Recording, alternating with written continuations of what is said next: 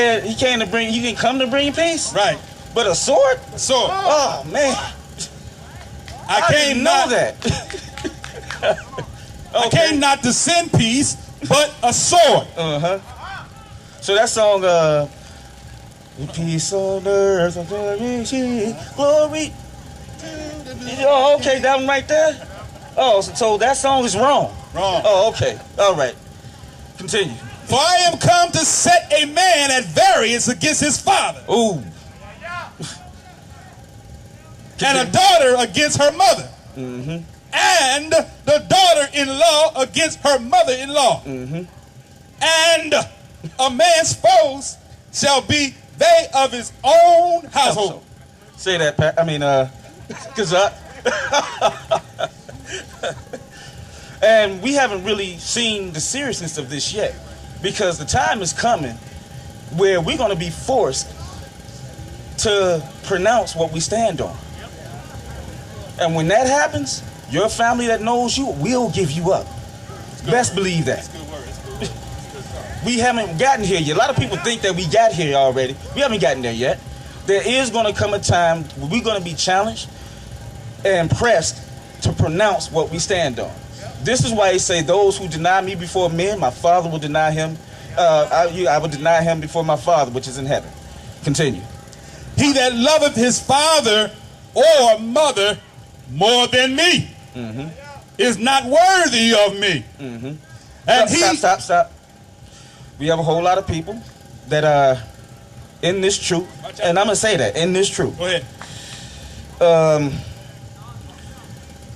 Who may love their spoiled children so much that are under their roof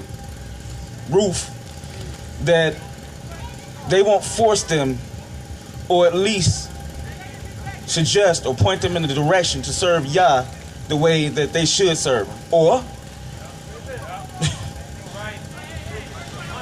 as parents, we won't challenge our children to do what they're supposed to do with their own lives, period. Say it.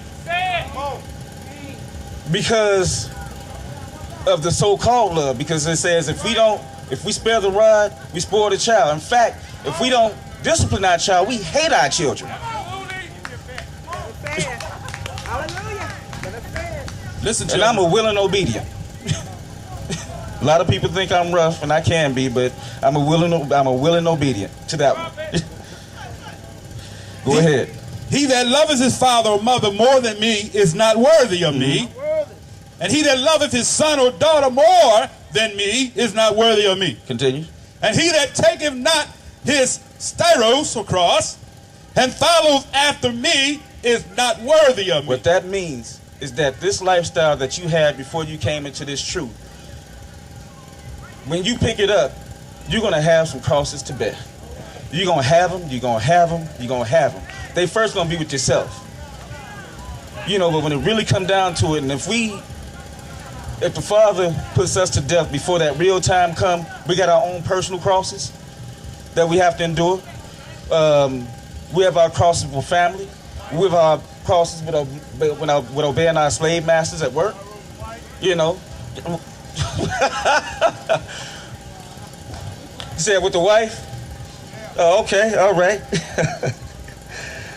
I like this last scripture right here, 39. He that findeth his life shall lose it. And he that loseth his life for my sake shall find it. For his sake, he qualified that. He that finds his life, meaning the joys of this life right here. You know, we want to live. I mean, it's nothing wrong with enjoying the works of your labor. But to not do what is responsible because of whatever spiritual shortcoming we may have, lust, envy, greed, that spirit, laziness, finding our life in those things that gives us pleasure, substance abuse, substance dependence, finding our life in that. He said, but he that should lose all of that stuff for his sake, his name's sake. That's right. Shall find his life. Even if it kills you, you found your life. Okay, shoot, I'm about to wrap this up in a minute. Let's go to Revelations 11. Wow. We talking about revealing, revelation. Come on. Watch out now. Ooh, wee. Yeah. Oh, this is a picture of the resurrection.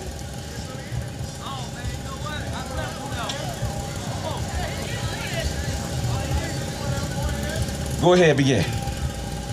Verse 1. Because there's two resurrections. There's a resurrection of the righteous, and there's a resurrection of everybody else that comes after that. Continue. Revelation 11, verse 1. And there was given me a reed like unto a rod. And the angel stood saying, Rise and measure the temple of Elohim, and the altar, and them that worship therein. But the court which is without the temple, leave out. Measure it not, for it is given unto the Gentiles. And the holy city shall be tread underfoot 42 months. What I'm talking about here is the time of the Great Tribulation that KhazaqYah was talking about. The Great Tribulation is when the man of sin is going to show up on the scene, and what people call the Antichrist. And the temple that we're talking about is that temple that KhazaqYah was talking about is in the process of being built in Jerusalem right now. Yeah. And all the armies are starting to gather around that area. Continue.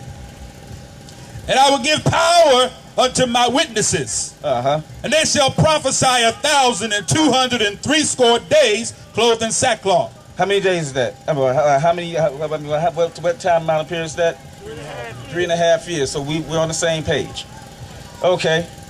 These are the 2 olive trees and 2 candlesticks standing before Elohim of the earth.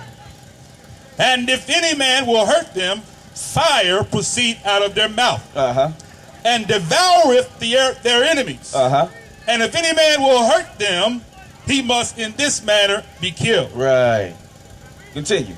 These have power to shut heaven, that it rain not in the days of their prophecy. And they have power over waters to turn them to blood, and to smite the earth with all plagues as often as they will. Wait, this sounds familiar, don't it? It sounds like Moses and children of Israel in Egypt. Wait a minute, this sounds like Elijah. So, when you want to know what the Father's going to do tomorrow, look at what he did yesterday. He don't change. Continue. And when they shall have finished their testimony, the beast that ascended out of the bottomless pit shall make war against them, and shall overcome them and kill them. All right, stop there. Like I said, I'm co-signing off a lot of your lesson, and this alarms a lot of people when we say this, but this is a true statement that Satan, there's no struggle between good and evil. You know, Satan is not struggling against the Father. Satan works for the Father. Another proof is when Job, with the book of Job, he said the sons of Satan had presented themselves before Elohim, and they having a conversation right next to each other. Hey, where you been? Going to and fro throughout the earth and up and down in it. He said, have you considered my servant Job? Do you understand that this conversation happens about each and every one of us? Every day. Have you considered